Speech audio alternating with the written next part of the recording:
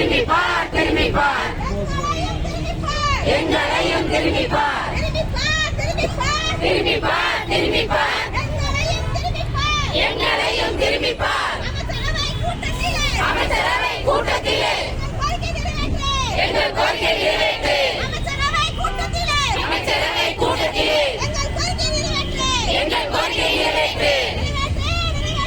நிறைவேற்று நிறைவேற்று காலமுறை ஊதியத்தை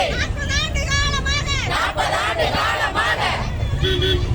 கேட்கிறோம் கேட்கிறோம் கொடுக்கல கொடுக்கல கேட்கிற நாங்க கேட்கிறோம் கொடுக்கல நீங்க கொடுக்கல 2026 ஏமாற